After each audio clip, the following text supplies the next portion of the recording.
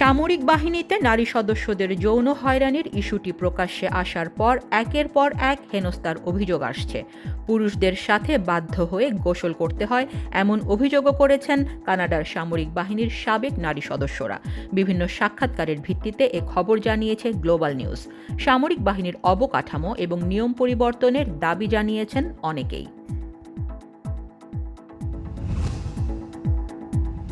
সামরিক বাহিনীতে নারী সদস্যদের যৌন হয়রানির ইস্যুতে সরব বিরোধী শিবির। রক্ষণশীল নেতা এরিন ওটুলের অভিযোগ, নারী সদস্যদের নিরাপত্তা দিতে ব্যর্থ হয়েছে সরকার এবং সামরিক কর্তৃপক্ষ। তিনি বলেন, জেনারেল জনাথন ভ্যান্স এবং অ্যাডমিরাল আর্ট ম্যাকডোনাল্ডের কারণে সংকটের মুখে পড়েছে সামরিক বাহিনী, যার ফলে এর সদস্যরা আত্মবিশ্বাস এবং নৈতিক সংকটে পড়বেন।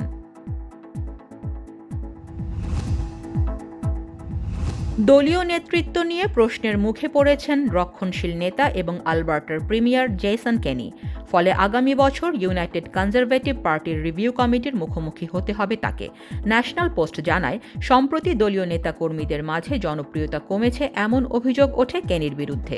এর পাশাপাশি নীতি নির্ধারক ফোরামের সাথে দূরত্ব বেড়েছে বলেও জানানো হয়।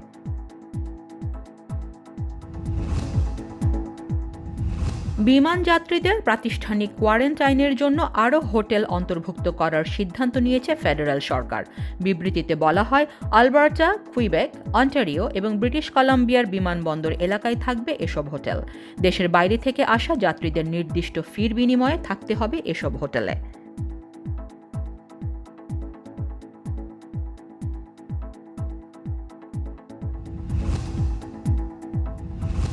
অন্টারিওতে নতুন করে ১৭০০-র বেশি মানুষ করোনায় আক্রান্ত হয়েছেন।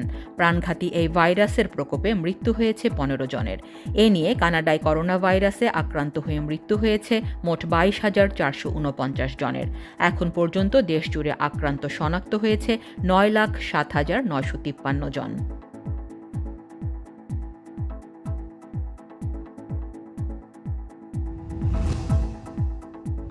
অক্সফোর্ড অ্যাস্ট্রাজেনেকার ভ্যাকসিনের পার্শ্ব প্রতিক্রিয়ার অভিযোগে আয়ারল্যান্ডে বাতিল প্রতিষ্ঠানটির টিকা।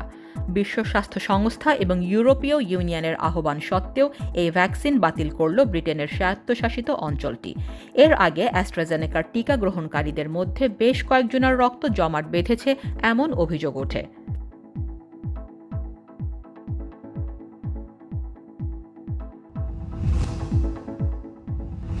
নতুন বছরের প্রথম ৩ মাস না যেতেই আবারও বাড়তে শুরু করেছে করোনার সংক্রমণ। কোথাও দ্বিতীয়, আবার কোথাও তৃতীয় বা চতুর্থ ঢেউয়ে নিয়ন্ত্রণহীন করোনার লাগাম। যুক্তরাষ্ট্রে প্রতিদিন গড়ে আক্রান্ত হচ্ছেন ৬০,০০০-এরও বেশি মানুষ। ৩টি টিকার গণহারে প্রয়োগ সত্ত্বেও যুক্তরাষ্ট্রে থামানো যাচ্ছে না করোনার ঢেউ।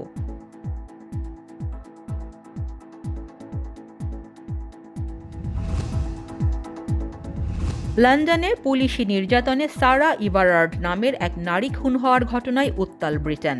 এক পুলিশ কর্মকর্তার বিরুদ্ধে ওই তরুণীকে অপহরণ ও হত্যার দায়ে অভিযোগ গঠন করা হয়েছে। বেশ কিছু শহরে হয়েছে পুলিশ বিরোধী হাজারো মানুষের প্রতিবাদ সমাবেশ, ঘটে নিরাপত্তা বাহিনীর সাথে সংঘর্ষ, গ্রেফতার করা হয়েছে ৪ জনকে।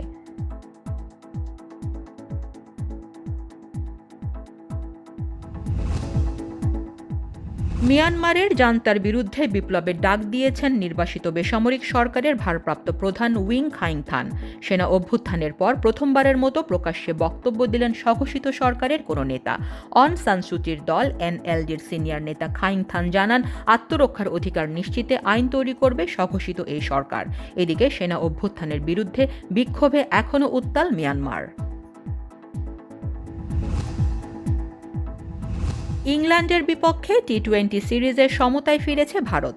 দ্বিতীয় ম্যাচে ইংল্যান্ডের বিপক্ষে ৭ উইকেটে বড় জয় পায় ভারত। টসে হেরে ব্যাট করতে নেমে ৬ উইকেটে ১৬৪ রান তোলে ইংল্যান্ড। ভারতের রান যখন ১৩০, তখন ব্যক্তিগত ২৬ রান করে মাঠ ছাড়েন ঋষভ পান্ত। এরপরে শ্রেয়াস আয়ারকে সাথে নিয়ে জয় নিশ্চিত করেন অধিনায়ক কোহলি।